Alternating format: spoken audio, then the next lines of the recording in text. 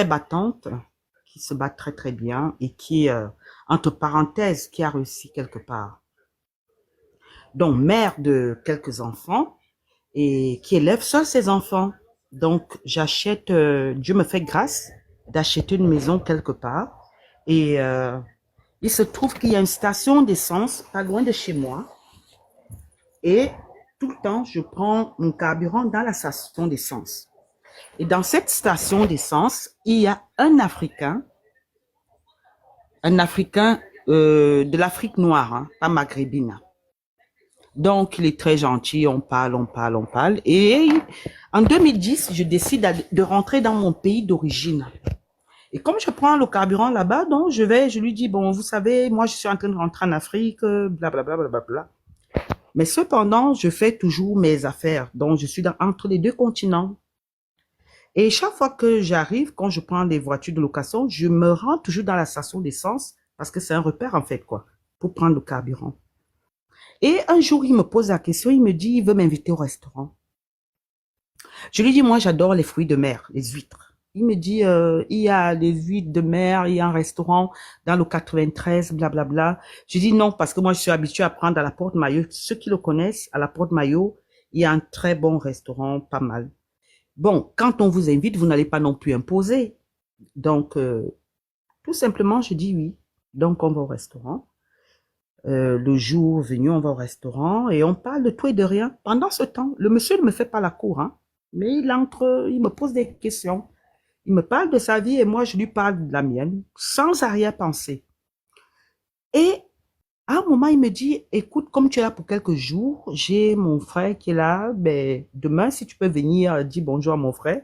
Je dis, pourquoi pas, comme en plus, demain, je n'ai pas de coup, j'ai pas un conteneur à charger, donc je passerai chez toi. Donc, le lendemain, j'arrive chez lui, euh, je vois un monsieur, il me présente son frère, un monsieur d'un certain âge, pas mal. On parle de tout et de rien. Je rentre chez moi. Le monsieur me donne sa carte de visite du pays d'où il est originaire. Alors, quand je rentre chez moi, moi, je prends la carte, je mets dans un tiroir, plus que bon, moi, je fais mes affaires. Mais chaque fois que je passe à la station d'essence, je passe toujours, je dis toujours au monsieur, au cousin du monsieur que dites bonjour à votre frère.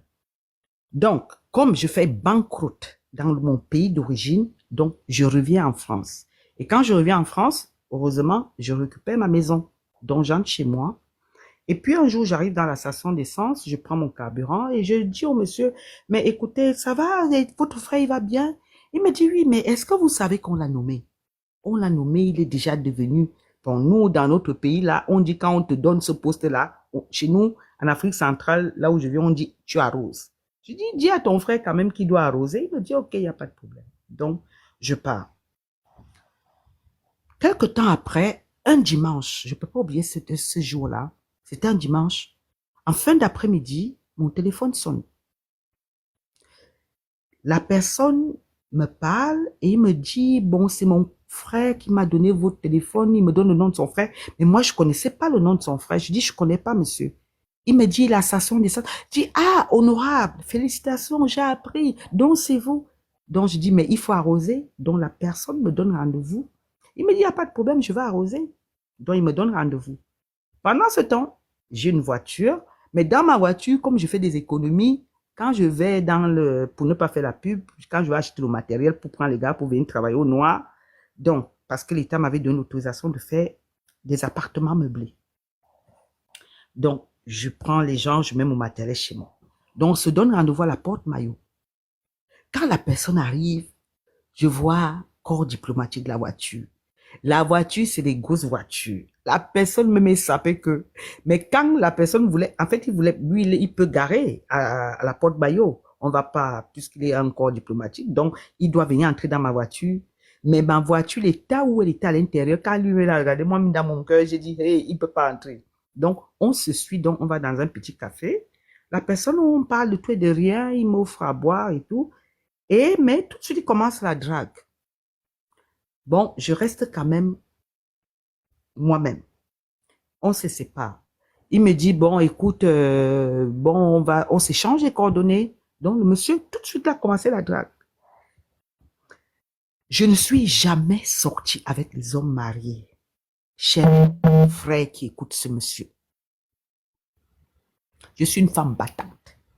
Je n'attends rien parce qu'on va dire, oui, vous avez les grands yeux, machin. Je n'attends rien. Donc, le monsieur, le voyage que j'avais à faire le lendemain, le voyage se gâte. Tous les rendez-vous que j'avais par rapport à mes affaires, je commence à tomber en quelques... C'est-à-dire que tout ce que j'avais comme rendez-vous tombe en banqueroute. Donc, j'accepte le rendez-vous du monsieur et je suis une femme.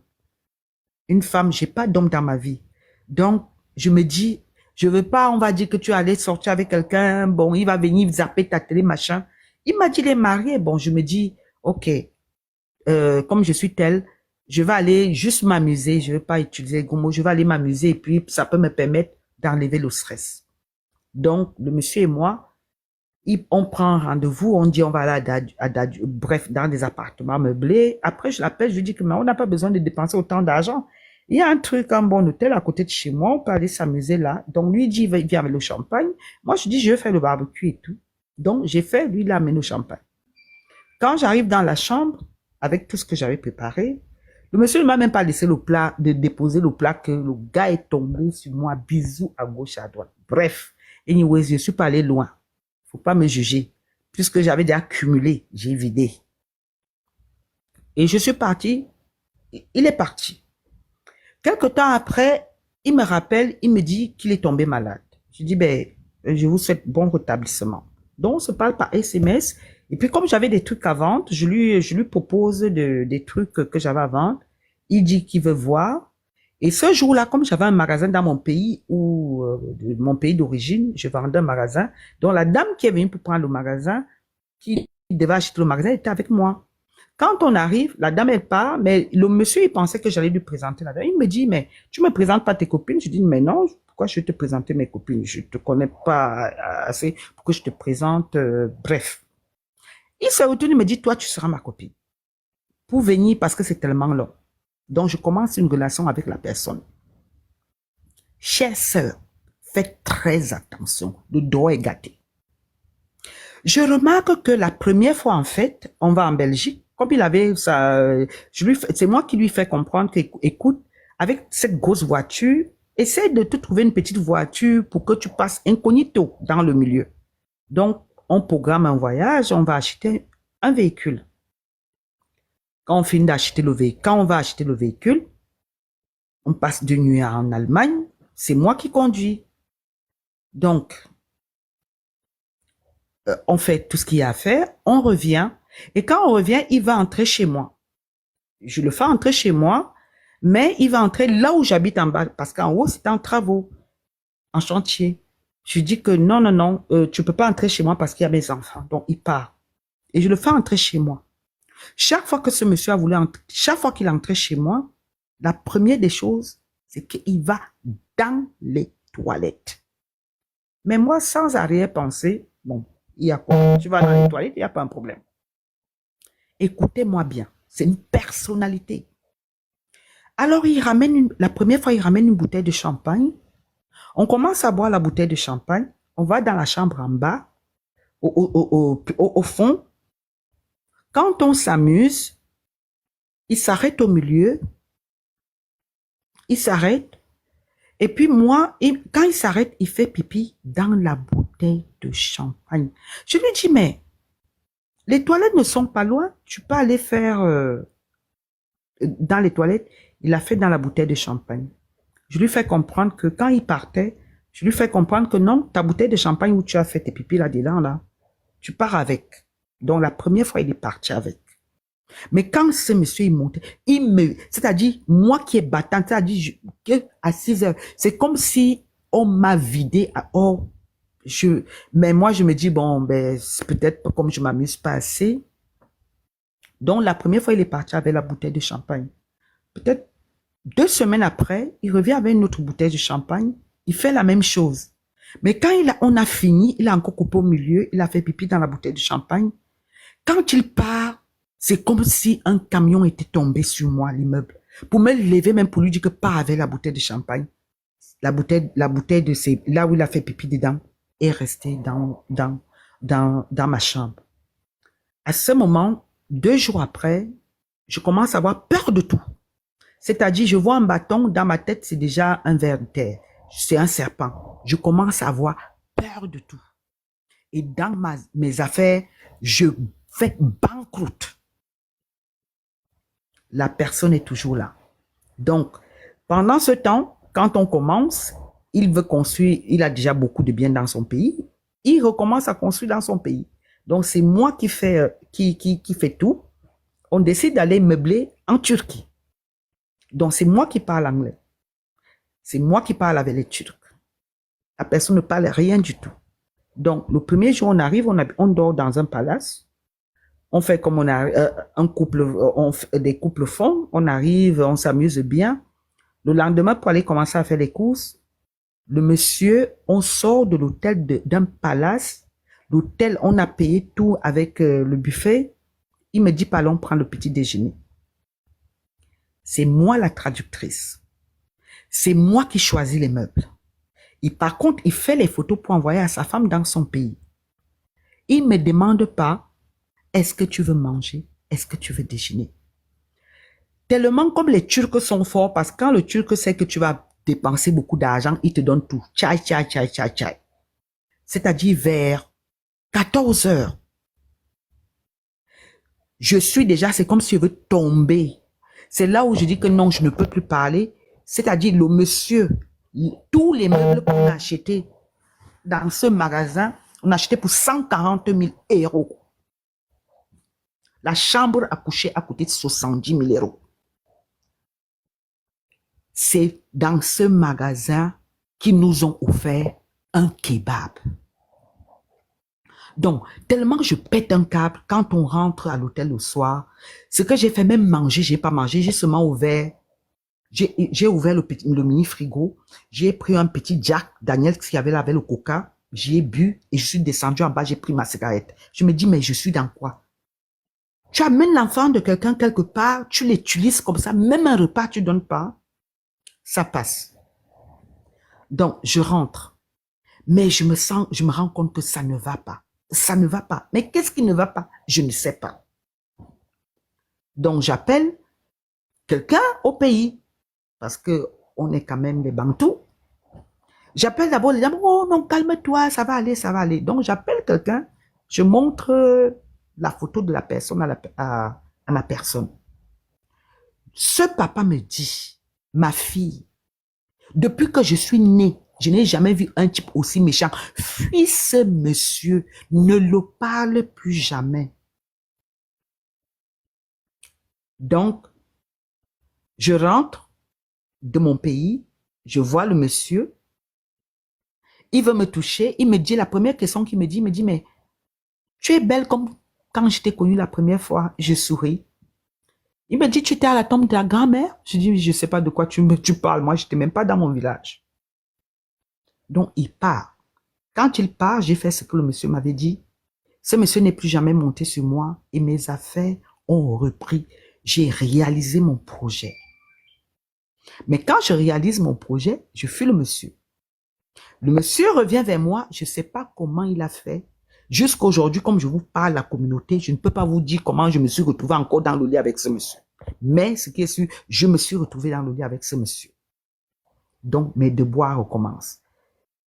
Quand mes devoirs recommencent, comme on avait commencé ces meublés, donc il arrive que je dois aller en Turquie. C'est moi qui dois acheter tous les draps de son hôtel, de ses hôtels. Donc, c'était en 2019, pendant le Covid. Alors, il me dit, il m'achète le billet d'avion. En fait, qu'est-ce qui se passe? On se parle au téléphone. Je sens que c'est un peu bizarre, je ne sais pas. Je prends le ail un matin, très tôt, comme il m'appelait tout très tôt le matin, quand il part de chez lui. Je prends le ail, je mets dans ma bouche. Quand je parle avec lui, le ail est dans ma bouche, je me rends compte que le monsieur ne fait que tousser. Il ne fait que tousser, il ne fait que tousser. Et depuis ce jour, il ne m'a plus appelé. Or, il devait aller dans son pays et m'envoyer l'argent pour aller acheter des draps en Turquie. Donc, il ne m'appelle plus, mais il m'envoie des messages.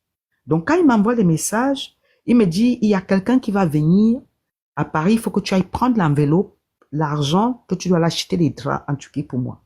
J'ai dit, il n'y a pas de problème. La veille du jour que le monsieur devait arriver, je l'appelle, je lui dis que non, je ne peux pas voir, je ne peux pas aller prendre l'enveloppe. Cependant, envoie ton cousin de la station qu'il aille prendre l'enveloppe et moi, je vais aller récupérer l'enveloppe. Oh, pourquoi tu m'as pas dit avant? Oh, pourquoi c'est? Je dis non, parce que bref, j'ai trouvé un mensonge. Donc, chez son cousin aussi, quand le cousin allait prendre l'enveloppe, je ne suis pas allé prendre l'enveloppe chez son cousin. J'ai trouvé un mensonge à son cousin. Donc, l'enveloppe est passée sur 3 mains, c'est-à-dire le cousin. Le cousin a laissé à son patron. Donc, et j'ai pris un prêtre. Donc, quand je suis allé prendre l'enveloppe, le prêtre, je suis allé prendre l'enveloppe, j'ai montré au prêtre, j'ai dit que je vais en Turquie prendre des trucs. Bénis-moi cette enveloppe. Le prêtre a béni l'enveloppe. Et le jour que je dois aller en Turquie, j'appelle mon partenaire en Turquie. Mon partenaire me dit que, mais tu sais qu'on est en période de Covid. Il te faut un test. J'ai dit, waouh, j'ai déjà le billet d'avion. J'ai pas fait le test. Il me faut quelques heures. Il me dit que, mais non, tu peux pas voyager sans test. Donc, j'appelle le monsieur. Je dis que non, je peux pas voyager. On est le 22 décembre. Je peux pas voyager. Je savais pas qu'il fallait le test. Il me dit, mais pourquoi tu m'as pas dit? Bon, c'est pas grave. Je vais appeler mon cousin pour qu'il change de billet. Donc, on me change de billet. Je dois voyager le 27. Quand je voyage le 27, c'est là où l'histoire devient intéressante. Alors, j'arrive à Charles de Gaulle. Vous voyez, à Charles de Gaulle, il y a les hôtesses, les stewards, enfin, je ne sais pas si c'est... Bref, les caisses d'enregistrement pour s'enregistrer. Il y a au moins 8. Je finis de faire mon enregistrement, j'ai mon troller. Je me place. Je vois une dame, côté gauche, qui est en train de parler avec un monsieur comme si elle a les problèmes. De dos. Je me place, je commence à regarder la personne. Pourquoi je regarde la personne? Je ne sais pas. Je m'arrête pendant au moins 10 minutes. Je regarde comment la personne est en train de parler. Je regarde la personne de dos. Hein. Elle ne me voit pas. Elle parle avec. Après, je continue ma route. Je monte dans l'avion. Dans l'avion, on nous dit, il y a un retard parce qu'il y a un passager qu'on attend. Il y a un passager qu'on attend. On nous donne 20 minutes. Si le passager n'arrive pas, on va décoller. À un moment, le passager arrive. Je reconnais le passager par la tenue, la dame. Comme par hasard, la dame se dirige. Elle est ma voisine. Elle vient et elle est ma voisine, mais du côté de la fenêtre. Donc, quand elle entre, je me lève pour donner le passage. Elle se met. Elle prend son téléphone et commence à filmer. Elle filme. Bon, dans mon cœur, je me dis, bon, peut-être c'est quelqu'un qui n'a jamais voyagé, qui est transit. Bon, il faut qu'elle filme. Bref. Et tout de suite après, moi, je me mets à dormir. À un moment, on nous réveille après le repas. On nous donne les documents pour remplir par rapport au Covid, au cas où il y a un cas de Covid pour te retrouver. Et comme c'est en anglais, c'est à ce moment que la dame, c'est une dame, elle me parle. Elle me dit, madame, vous pouvez m'expliquer? Donc, je lui explique comment elle doit remplir parce que c'est en anglais.